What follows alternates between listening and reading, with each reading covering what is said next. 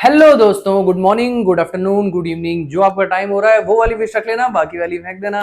कैसे हैं आप लोग? स्वागत है आप सभी का आपके अपने चैनल सेमी कीज कॉन्सेप्ट। चलिए फटाफट टाइम वेस्ट किए बिना इस वीडियो की बात कर लेते हैं। इस वीडियो में हम लोग बात करने वाले हैं इमेज फॉर्मेशन बाय लेंसेज। यहाँ पे हम दोनों लेंसेज से इमेजेस देखेंगे कैसे कैसे बनती है, कैसे कैसे हम डिफरेंट पोजीशन ऑब्जेक्ट की रखते हैं और डिफरेंट पोजीशन हमें इमेज की मिलती है। अगर आपने पिछला वीडियो नहीं देखा तो पिछले वीडियो में मैंने समझाया था कुछ ज्योमेट्रिकल रूल्स जो हेल्प करेंगे हमें इमेज फॉर्मेशन समझने। तो अगर आपने पिछले वीडियो नहीं देखे हैं तो पहले भाग के जाओ, पिछला वीडियो देख कर आओ, उसका लिंक आपको डिस्क्रिप्शन में मिल जाएगा। अगर मैं किसी कारणवश लिंक देना भूल जाता हूँ, जो कि मैं जनरली भूल जाता हूँ, तो आप चैनल को भी चेकआउट कर सकते हो, वहां पर आप पिछला वीडियो देख सकते हो। तो चलिए आज का वीडियो स्टार्ट करते हैं बिना किसी देरी के। तो जल्दी से बोलो और जाकर इंट्रो देख कर आओ। मैं आपको मिलता हूँ इंट्रो के उस साइड। म्यूजिक पढ़ाने का मेरा कुछ अलग अंदाज, फन भी है, लर्निंग एंगेजिंग और खास। फ्लोट करते शिप कैसे उड़ता जहाज, हम सीखेंगे सब, ना होना उदास। The laws of motion they keep us in line, Newton's genius forever will shine. Even horizon the point no return, laws of physics take a dramatic turn. तो चलिए फटाफट इमेज फॉर्मेशन बाय लेंसेज देख लेते हैं। सबसे पहले हम convex lens से स्टार्ट करेंगे, उसके बाद में हम कॉन्केव लेंस की बात करेंगे। देखिए कॉन्वेक्स लेंस के केसेस काफी ज्यादा हैं और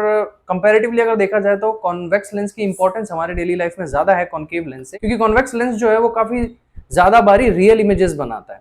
देखिए जब हम मिरर्स पढ़ रहे थे तब भी मैंने आपको बताया था रियल इमेजेस क्या होती हैं। रियल इमेजेस वो इमेजेस होती हैं जिनको हम किसी स्क्रीन पर प्रोजेक्ट कर सकें या किसी स्क्रीन पर हम उनको देख सकें।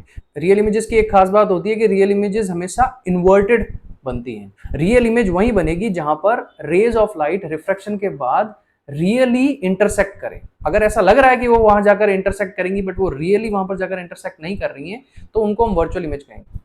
जब हम इस वीडियो में आगे चलेंगे तो आपको विजुअली दिख जाएगा कि कहां पर जो रेज ऑफ लाइट है वो रियल में इंटरसेक्ट करती हैं और कहां पर ऐसा आभास होता है कि वो इंटरसेक्ट कर रही है बट वो एक्चुअल में इंटरसेक्ट नहीं करती। तो चलिए शुरू करते हैं कॉन्वेक्स लेंस के केसेस। देखिए सबसे पहले फर्स्ट केस लेते हैं जहां पर एक हमारे पास कॉन्वेक्स लेंस है, ये उसका फोकस है, ये उसका सेंटर है, ये ऑप्टिकल सेंटर है। ये सारे पार्ट्स मैं आपको पिछले वीडियोस में बता चुका हूं, तो आपको इन सब का आइडिया होगा।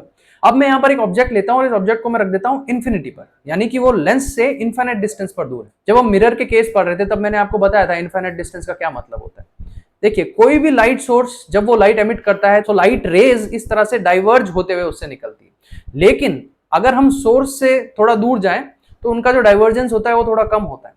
धीरे धीरे हम सोर्स से दूर जाते जाएंगे तो लाइट रेज हमें धीरे धीरे पैरेलल अपेयर होती जाएंगी। अगर हम लाइट सोर्स से इतना दूर चले जाएं कि लाइट रेज जो हमें ऑब्जर्व हो रही है वो लगभग लगभग पैरेलल है, तो उस केस में हम लोग कहेंगे जो हमारा लाइट सोर्स है वो हमारे ऑब्जर्वेशन पॉइंट ऑफ ऑब्जर्वेशन से इनफाइनाइट डिस्टेंस पर है। तो हम यहाँ पर एक ऑब्जेक्ट ले लेते हैं जो कि लेंस से इनफाइनाइट डिस्टेंस पर है। अब यहाँ पर इनफाइनाइट डिस्टेंस का मतलब ये है कि जो उस ऑब्जेक्ट से लाइट रेज आ रही हैं लेंस पर पड़ने वाली वो पैरेलल है, और वो इस तरह से हैं कि वो पैरेलल है प्रिंसिपल एक्सिस। और यहाँ पर हमारे लेंस की प्लेसमेंट कुछ इस तरह से है कि जो लाइट रेज हैं वो प्रिंसिपल एक्सिस के पैरेलल हैं और आपस में भी पैरेलल। तो ये कुछ सीन हमारे सामने होगा। अब क्योंकि हमने पिछले वीडियोस में कुछ रूल्स देख लिए थे, कुछ लाइट के बिहेवियर देखे थे कि वो लेंस से इंटरैक्ट करने के बाद में कैसे बिहेव करती है, तो हमें पता है कि कोई भी लाइट रेज जब वो प्रिंसिपल एक्सिस के पैरेलल होती है तो रिफ्रैक्शन के बाद वो फोकस को काटते हुए जाती है। अब यहाँ पर ये जो सारी रेज हैं ये सारी रेज प्रिंसिपल एक्सिस के पैरेलल है, तो रिफ्रैक्शन के बाद ये लोग फोकस पे जाकर इंटरसेक्ट करेंगी।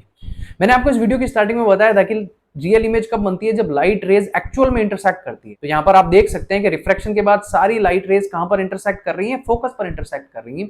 तो जो हमारी इमेज होगी वो फोकस पॉइंट पर बनेगी। अब देख ऑब्जेक्ट के हेड से आने वाली लाइट रेज वो भी फोकस पे जाकर इंटरसेक्ट कर रही है, ऑब्जेक्ट के फुट से आने वाली लाइट रेज वो भी फोकस पे जाकर इंटरसेक्ट कर रही है। यानी कि जो इमेज का हेड होगा वो भी फोकस पॉइंट पर होगा और इमेज का जो फुट होगा वो भी फोकस पॉइंट पर होगा। इससे हम ये कंक्लूजन देख सकते हैं कि जो हमारी इमेज है वो पॉइंट साइज होगी वो बहुत छोटी हो, उसका हेड और फुट दोनों एक ही पॉइंट पर होगा। ये तो हम इमेज साइज को कहेंगे हाईली डिमिनिश और पॉइंट साइज इमेज। तो इससे हम ये कंक्लूजन ड्रॉ कर सकते हैं कि जब ऑब्जेक्ट जो है वो इन्फिनिटी पर पड़ा है कॉन्वेक्स लेंस के सामने, तो हमें इमेज मिलेगी जो रियल होगी, जो फोकस पे होगी और जो इन्वर्टेड होगी। अब यहाँ पर आप पूछ सकते हैं कि सर इमेज जो है वो पॉइंट साइज है तो आप ये कैसे कह सकते हैं कि वो इन्वर्टेड होगी?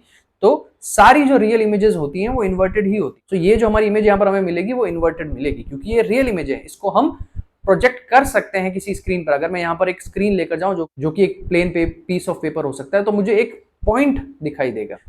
ये एक पॉइंट साइज इमेज है हमारे ऑब्जेक्ट। अब इस केस का एक रियल लाइफ एप्लीकेशन भी है जो मैंने आपको पिछले वीडियो में बताया था। मैंने आपको बताया था कि जब हम सन के सामने एक मैग्नीफाइंग ग्लास रखते हैं जो कि और कुछ नहीं एक कॉन्वेक्स लेंस ही है, तो हमें एक पॉइंट साइज शार्प डॉट मिलता है। अगर हम एक पेपर उस लेंस के दूसरी तरफ ले जाकर रखें, वो पॉइंट साइज शार्प डॉट कुछ नहीं होता, वो सन की इमेज होती है लेंस के फोकस पॉइंट पर। अगर हम उस पेपर को इधर उधर हिलाएंगे तो वो जो पॉइंट है वो थोड़ा सा ब्लर हो जाएगा और उसकी साइज थोड़ी सी बड़ी हो जाएगी। लेकिन जब हम उसको एग्जैक्ट फोकस पे रखेंगे तो वहां पर शार्पेस्ट इमेज मिलेगी जो सबसे छोटी हो। उस पॉइंट पे लाइट रेस के साथ साथ सारी जो हीट है वो भी कंसंट्रेट हो जाती है, तो उस केस में उस पॉइंट पर आग भी लगती है। ये एप्लीकेशन मैंने आपको पिछले वीडियो में डिस्कस किया। सो ये था हमारा फर्स्ट केस। इस फर्स्ट केस की डिटेल सारी यहां पर है। ऑब्जेक्ट की पोजीशन जब इंफिनिटी होगी तो इमेज की क्या क्या पोजीशन होगी, क्या क्या नेचर होंगे, ये सारे आपको यहां पर आपकी स्क्रीन पर दिखाई दे रहे हैं। चलिए अब ऑब्जेक्ट को थोड़ा सा आगे खिसका देते हैं और ऑब्जेक्ट को अब हम प्लेस कर देते हैं बियॉन्ड 2f।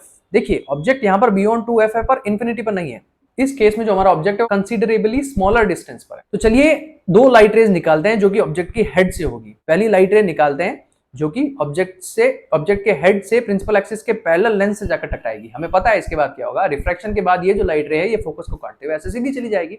चलिए दूसरी लाइट रे निकालते हैं जो कि ऑप्टिकल सेंटर की तरफ जा रही है और वो इस तरह से ऑप्टिकल सेंटर को क्रॉस करते हुए सीधे निकल जाएगी, क्योंकि हमें पता है कि जो भी लाइट रे ऑप्टिकल सेंटर को स्ट्राइक करती है उसमें बेंडिंग नहीं होती, वो जैसे आती है वैसे निकल जाती है। ये दोनों लाइट रेज यहां पर जाकर टकराएंगी और यहां पर हम लोग इमेज का हेड बना देते हैं और उसको एक्सटेंड कर देते हैं और प्रिंसिपल एक्सिस पे हमें इमेज का फुट मिल जाएगा। तो देखिए ये जो इमेज हमें यहां पर मिल रही है इसको हम देख सकते हैं, जो इमेज की पोजीशन है वो फोकस और सेंटर के बीच, और ये इमेज इन्वर्टेड है और यहां पर लाइट रेज जो है वो एक्चुअल में इंटरसेक्ट कर रही है, तो ये इमेज जो है वो रियल है। तो इससे हम ये कंक्लूजन ड्रॉ कर सकते हैं कि जब भी ऑब्जेक्ट की पोजीशन बियॉन्ड 2f होती है तो इमेज की पोजीशन होती है वो सेंटर और f के बीच में होती है, इमेज इन्वर्टेड होती है, इमेज रियल होती है। यहां पर इमेज साइज की अगर हम बात करें तो वो हमें दिखाई दे रहा है कि वो ऑब्जेक्ट से छोटी है, तो यहां पर जो हमारी इमेज साइज होगी वो होगी डिमिनिश। ये सारी डिटेल्स आपको आपकी स्क्रीन पर मिल जाएंगी। चलिए अब ऑब्जेक्ट को थोड़ा और आगे खिसका देते हैं और ऑब्जेक्ट को अब हम रख देते हैं 2f पर और अब देखते हैं कि जो इस ऑब्जेक्ट की इमेज है वो कहां पर। तो सिमिलरली हम जैसे हमने पिछले केस में किया था वैसे हम दो रेज निकालेंगे, एक प्रिंसिपल एक्सिस के पैरेलल और दूसरी ऑप्टिकल सेंटर की तरफ। जो प्रिंसिपल एक्सिस से पैरेलल वाली है वो फोकस को काटते हुए जाएगी और ऑप्टिकल सेंटर वाली सीधी चली जाएगी। अगर हम उनको इंटरसेक्ट होने दें तो वो दोनों यहां कहीं जाकर इंटरसेक्ट हो रही है। तो चलिए यहां पर हम लोग इमेज का हेड बना देते हैं और उसको एक्सटेंड कर देते हैं पूरी इमेज के लिए। तो आप यहां पर देख सकते हैं कि हमें जो इमेज मिल रही है वो सेंटर पर मिल रही है, यानी कि जब ऑब्जेक्ट सेंटर पर है तो हमें इमेज भी सेंटर पर मिलती है। यहां पर आप देख सकते हैं कि इमेज जो है वो इन्वर्टेड है और बाय डिफॉल्ट रियल है, क्योंकि यहां पर रेज का जो इंटरसेक्शन है वो एक्चुअल में हो रहा है। तो इससे हम कंक्लूजन ये निकाल सकते हैं कि जब भी ऑब्जेक्ट हमारा सेंटर पर होता है तो उसकी इमेज भी हमें सेंटर पर मिलती है, रियल होती है और इन्वर्टेड होती है। अगर हम साइज की बात करें तो आप देख सकते हैं कि साइज जो है इमेज की और ऑब्जेक्ट की बिल्कुल सेम है, तो जो इमेज की जो साइज होगी वो सेम एज ऑब्जेक्ट। चलिए फटाफट तीसरे केस पे चल लेते हैं। तीसरे केस में हम लोग ऑब्जेक्ट को थोड़ा और आगे खिसका देते हैं। इस समय ऑब्जेक्ट जो है वो सेंटर और फोकस के बीच में। चलिए पहले की तरह फिर से दो रेज निकाल देते हैं, एक प्रिंसिपल एक्सिस से पैरेलल और दूसरी ऑप्टिकल सेंटर की तरफ। प्रिंसिपल एक्सिस से जो पैरेलल होगी वो वैसे फोकस को काटते हुए जाएगी और जो ऑप्टिकल सेंटर से सीधी जा रही है वो सीधी जाकर यहाँ कहीं मिल जाए। देखिए यहाँ पर आपको दिखाई दे रहा है कि इन दोनों का इंटरसेक्शन यहाँ कहीं हो रहा है, तो यहाँ हमें मिलेगा इमेज का हेड। इसको एक्सटेंड कर देते हैं हमेशा की तरह पूरी इमेज पाने की। हमें यहाँ इमेज कुछ इस तरह की मिलेगी। देखिए इमेज की पोजीशन कहाँ है, इमेज की पोजीशन जो है वो बियॉन्ड सेंटर है, यानी कि हमें इमेज जो है वो दूसरी साइड मिलेगी और सेंटर से भी दूर मिलेगी। अब इमेज जैसा कि हमें पता है रियल और इन्वर्टेड है, क्योंकि यहाँ पर actual intersection of light rays है, इसलिए इमेज जो है वो इन्वर्टेड बनी है और रियल बनी है। अगर हम इमेज के साइज की बात करें तो जैसा कि आपको दिख रहा है कि इमेज का जो साइज है वो ऑब्जेक्ट से बड़ा है, तो यहाँ पर हमें इमेज जो है वो बिगर देन द ऑब्जेक्ट मिलेगी, या हम कह सकते हैं कि एनलार्ज इमेज हमें यहाँ पर। चलिए अब ऑब्जेक्ट को थोड़ा और आगे खिसका देते हैं और ऑब्जेक्ट को ले आते हैं फोकस पर। अब हमेशा की तरह यहां से दो रेज निकालते हैं, एक जो कि प्रिंसिपल एक्सिस के पैरेलल है, फोकस को काटते हुए ऐसे जाएगी, दूसरी ऑप्टिकल सेंटर से होते हुए। यहां पर आप देख सकते हैं कि ये जो लाइन है, जो रिफ्लेक्शन के बाद हमें लाइट रेज मिली है वो पैरेलल है एक दूसरे के। अब हमें पता है कि पैरेलल रेज कभी इंटरसेक्ट नहीं करती। अगर मैं इन पैरेलल रेज को आगे की तरफ बढ़ाता जाऊं तो ये कभी इंटरसेक्ट नहीं करेंगी। अगर मैं इन पैरेलल रेज को पीछे की तरफ भी बढ़ाऊं तो भी ये कभी इंटरसेक्ट नहीं करेंगी, तो ये रेज कभी भी इंटरसेक्ट नहीं करने वाली। तो हम ऐसा कंसीडर कर सकते हैं कि ये जो दोनों लाइट रेज हैं वो दोनों जाकर इनफाइनाइट पर इंटरसेक्ट होगी। तो क्योंकि वो इनफाइनाइट पर जाकर इंटरसेक्ट होंगी तो हमें रियल इमेज मिलेगी जो कि बाय डिफॉल्ट इन्वर्टेड होगी। तो हम यहाँ पर ये कहेंगे कि जो इमेज होगी वो रियल होगी और वो इन्वर्टेड, और जो इमेज का साइज होगा वो काफी ज्यादा बड़ा होगा, वो काफी हाईली एनलार्ज्ड इमेज होगी। चलिए हमारे लास्ट केस कॉन्वेक्स लेंस पे आ जाते हैं, जहां पर हम ऑब्जेक्ट को थोड़ा और आगे खिसकाएंगे। अब जो हमारा ऑब्जेक्ट है वो फोकस और ऑप्टिकल सेंटर के बीच, यहां पे हम लोग दो रेज निकाल सकते हैं। पहली प्रिंसिपल एक्सिस के पैरेलल जो कि रिफ्रैक्शन के बाद फोकस को काटते हुए जाएगी, दूसरी जो कि ऑप्टिकल सेंटर से होते हुए जाएगी और सीधी निकल जाएगी। अब देखिए रिफ्रैक्शन के बाद हमको दिख रहा है कि ये दोनों रेज आपस में नहीं मिलने वाली, क्योंकि जैसे जैसे हम लोग दूर जाते जा रहे हैं वैसे वैसे ये दोनों रेज भी आपस में दूर जाती जा रही है। तो ये रेज इस लेंस के इस साइड तो कहीं पर भी नहीं मिलने वाली। तो चलिए इन रेज को बैकवर्ड की तरफ एक्सटेंड कर देते हैं। हालांकि जो रेज है वो बैकवर्ड नहीं चल रही है, लेकिन फिर भी हमें ऐसा दिखाई दे रहा है, हमें ऐसा आभास हो रहा है, ऐसा अपीयर हो रहा है कि ये जो रेज हैं वो उस साइड जाकर मिल रही है। अगर हम यहाँ अपनी आंख लेके जाएंगे इस साइड, तो हमारी आंख जो रेज कलेक्ट करेंगी, हमारी आंख और हमारे ब्रेन को ये सेंस होगा कि ये दोनों जो रेज है वो इस पॉइंट से कहीं आ रही है। तो हमारी आंख पे और हमारे आंख के रेटिना पे जो इमेज बनेगी वो यहाँ कहीं बनेगी ऑब्जेक्ट की। तो आप देख सकते हैं कि जो ऑब्जेक्ट की इमेज है वो इस बारी इन्वर्टेड नहीं है, वो इस बारी अपराइट है, सीधी है। इसका मतलब जो हमारी इमेज है वो अपराइट बनेगी हमारी आंख पे। दूसरी चीज जो नोट करने वाली है वो ये है कि यहाँ पर एक्चुअल रेज जो है वो इंटरसेक्ट नहीं हो रही। जब हम हमारी आंख यहाँ पर लेकर आ रहे हैं तो हमारे ब्रेन को ऐसा लग रहा है कि ये जो इमेजेस, ये जो रेज हैं वो इस पॉइंट पर इंटरसेक्ट होकर हमारी आंखों पर आ रही है। इसका मतलब ये जो इमेज है वो वर्चुअल है, वो रियल नहीं। तो जो इमेज के कैरेक्टरिस्टिक्स होंगे वो ये होंगे कि इमेज जो है वो हाईली इनलार्ज है, वर्चुअल है, same side of the object, यानी कि वो लेंस के दूसरे साइड नहीं बन रही, वो सेम साइड ऑब्जेक्ट जिस साइड पे ऑब्जेक्ट रखा है वो उसी साइड पे बन। अब ये जो लास्ट वाला केस है इसका बहुत फेमस एप्लीकेशन है जो कि है मैग्नीफाइंग। अगर आपने कभी मैग्नीफाइंग लेंस यूज किया है और अगर ये चीज आपने नहीं करके देखी तो अभी आप करके देख सकते हैं कि जब आप मैग्नीफाइंग लेंस लेंगे और उसको अपनी आंख से काफी दूर रखेंगे और उसके थ्रू अगर आप देखने की कोशिश करेंगे तो आपको काफी सारी ब्लरी और इन्वर्टेड चीजें दिखाई देगी। मतलब सारी चीजें आपको इन्वर्टेड दिखाई देगी और जिस काम के लिए मैग्नीफाइंग लेंस बना होता है वो चीजें नहीं दिखाई देगी, यानी कि आपको कोई भी चीज मैग्नीफाइड नहीं दिखाई, सारी चीजें जो लेंस के उस साइड है वो आपको इन्वर्टेड दिखाई देगी। लेकिन आप मैग्नीफाइंग लेंस को किसी भी चीज के बहुत पास ले जाएंगे, जैसे कि मान लीजिए आपको एक बुक पढ़ रहे हैं तो बुक के लेटर्स के आपको बहुत पास उसको ले जाना पड़ेगा, तब आपको वो जो लेटर्स हैं वो मैग्नीफाइड दिखेंगे। अगर आप मैग्नीफाइंग लेंस को थोड़ा सा दूर लेके जाएंगे तो वो सारे लेटर्स पहले तो ब्लर हो जाएंगे, उसके बाद वो सारे आपको इन्वर्टेड दिखाई देंगे। ऐसा क्यों है? क्योंकि हम लास्ट केस से जानते हैं अगर हमको किसी भी ऑब्जेक्ट की इमेज स्ट्रेट चाहिए यानी सीधी चाहिए और मैग्नीफाइड चाहिए तो जो ऑब्जेक्ट है उस ऑब्जेक्ट को हमको फोकस और ऑप्टिकल सेंटर के बीच में प्लेस करना पड़ेगा। अगर वो ऑब्जेक्ट फोकस से उस साइड है तो उसकी हमेशा रियल इमेज बनेगी, फिर आपको उसकी वर्चुअल सीधी इमेज और मैग्नीफाइड इमेज नहीं मिलेगी। तो किसी भी चीज की मैग्नीफाइड इमेज पाने के लिए आपको उस ऑब्जेक्ट को फोकस और ऑप्टिकल सेंटर के बीच में रखना पड़ेगा। इन शॉर्ट आपको लेंस को उस ऑब्जेक्ट के बहुत पास ले जाना पड़ेगा। इसलिए मैग्नीफाइंग लेंस तभी काम करता है जब हम उसको लेटर्स के बहुत पास रखते हैं। चलिए अब फटाफट से बात कर लेते हैं कॉनकेव लेंस की। अब हम देख लेते हैं कॉनकेव लेंस से इमेज फॉर्मेशन कैसे। देखिए कॉनकेव लेंस की ज्यादा एप्लीकेशंस नहीं है और अलग अलग वैरायटी की इमेजेस कॉनकेव लेंस नहीं बनाता। कॉनकेव लेंस हमेशा ही वर्चुअल इमेज बनाता है, इसलिए उसकी जो इंपॉर्टेंस होती है वो बहुत ही कम हो जाती है। इसलिए उस कॉनकेव लेंस के जो एप्लीकेशंस है वो भी लिमिटेड है, इसलिए हम ज्यादा केसेस कॉनकेव लेंस में नहीं पढ़ेंगे, हम सिर्फ 2 केसेस पढ़ेंगे।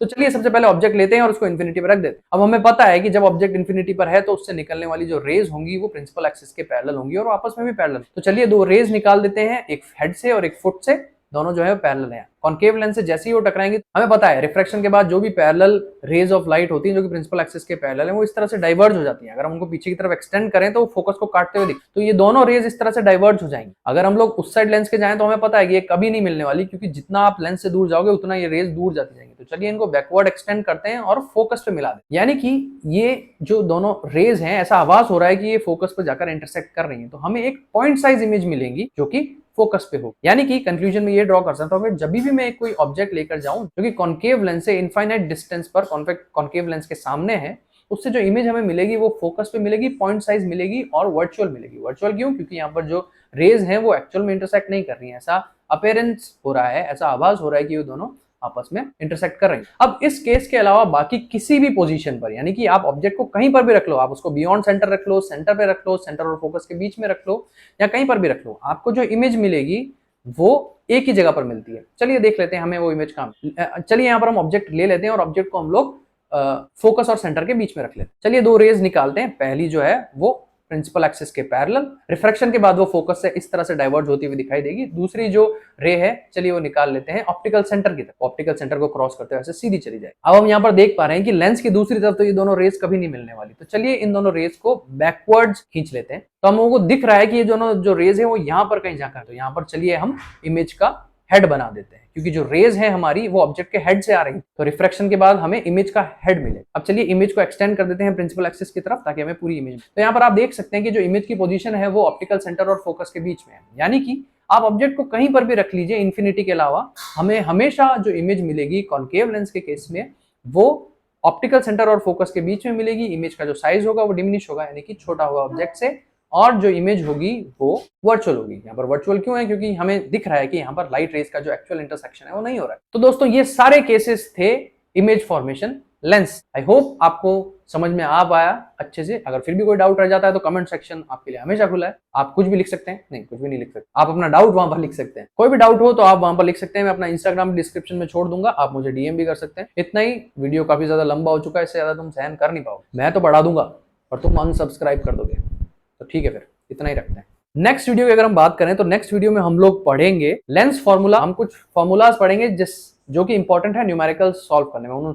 हम उन फॉर्मूलाज को समझेंगे, न्यूमेरिकल सॉल्व करने में कैसे उन फॉर्मूलाज का यूज होता है वो भी समझेंगे। और साथ साथ हम लोग देखेंगे साइन कन्वेंशन का। जैसे हमने मिरर्स पढ़ा था तब हमने साइन कन्वेंशन देखा था, तो हम लेंसेज में भी हम लोग साइन कन्वेंशन। तो ठीक है, मैं आप लोगों से मिलता हूं नेक्स्ट वीडियो में। तब तक के लिए जय।